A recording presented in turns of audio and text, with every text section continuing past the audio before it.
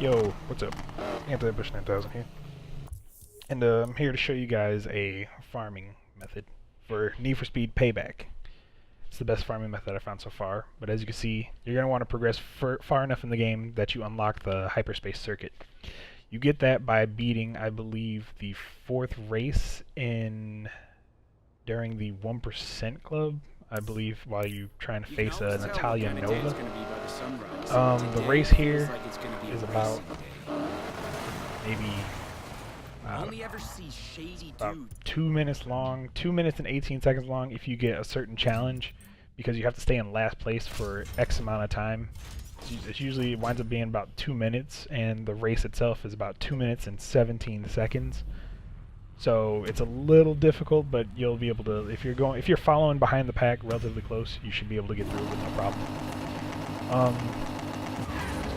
What winds up happening is the one that I got was race for, your best lap has to be 22 seconds, which isn't too difficult once you get the hang of it. You can easily you can do it with really any high level car. My Corvette here is level 392, and I believe I have it mainly spec'd out for nitrous power and maybe acceleration. I'm not sure how fast it is on the acceleration, but I know it goes relatively quick. The corners here are easy to drift. It's all around, it's just a circuit race. It's like NASCAR, you're just going in one direction. It's not hard to do. It does get mind-numbingly boring though after you do it for, I don't know, you'll get through it relatively quick, so you get through about 5 races in about 12 minutes, and it gets boring after that 12 minutes, so unless you're one of those people that likes doing repetitive things. Other than that, the races is easy.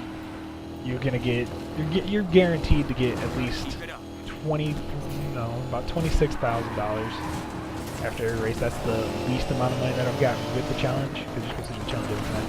I also turned it down to easy because there's really no reason in having it be more difficult than it needs to be. I mean, the difficulty slider doesn't affect it at all, like your rewards or your outcome or any of that. So might as well make it easier on yourself. And if you want to spice it up and make it a little bit more interesting, so it's not as boring, I guess crank it to hard. I've raced on it hard. You can do it on hard. It's not that difficult at all either. As you see here, I finished it. Fastest lap was 19.6, and then I get the extra money, which is worth more than what the race is. You see, I walk away with 31,000, and that's going to help you with the next part of the farming method. This is how you get rep money and just basic, just speed cards. And I always trade them in because my car is relatively upgraded up enough. I need, this is for helping to get the slot machine going. So what you're going to want to do is you're going to want to head to your garage. Let me see if I can find it on the map real quick. There it is. Alright, so you're going to head into the garage. Wait for the fucking loading screens. Alright, you're going to want to go in the garage.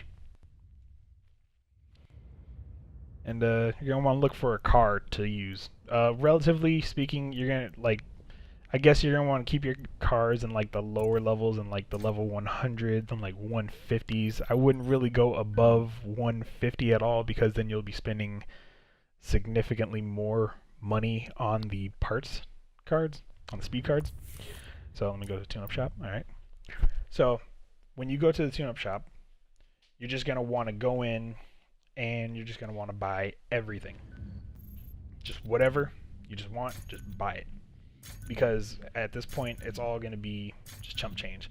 Because one race should get you about 2 speed cards, which comes out to 2 tokens, which you can use on the slot machine. And here I just go ahead and switch them out to stock, and then I switch them all out to stock, then I go back and then I trade them all in for the token. But other than that, that's pretty much the method to it. It's a very, I would say, tedious, because it'll eventually become muscle memory when you do it, because it gets faster and faster and faster. but it's not the funnest, but it is, from what I can tell, the most efficient, and it gets it done. So heading back to the garage now. Go in the garage, and you can bypass the cooldown. Not well, yeah, the cooldown when the stores replenish and get more speed cards is by you just go in and you get a completely different car, and then you can go off inside the back to the fucking tune-up shop, and then you'll be able to you know, be able to buy more cards, which would bypass the wait time. So it's good if you have like say if you spend, you know, I spent a couple of hours doing it actually. I got up to about like 160 speed tokens to redeem at the slot. It didn't really take a couple hours because at first it did because I wasn't really into it. I kind of got bored after the first like 30 minutes or so of doing the race over and over. But yeah, you go in, you swap out the parts, and then you just trade them in. And it's good to have if you have multiple cars. I was doing it originally with like 4 or so cars because I was like, hey, I wonder if, you know, this does this and this does this, and it did. But messing with it more, you can you know, you'll be able to get more cards in a better like time span. But yeah, I think I'm just gonna end it right here, and I'll end it with a drag race facing the final boss. That's originally what I did with these parts when after I got them, was I just went straight to a drag race and tricked out my car. But alright, have a good day, you guys.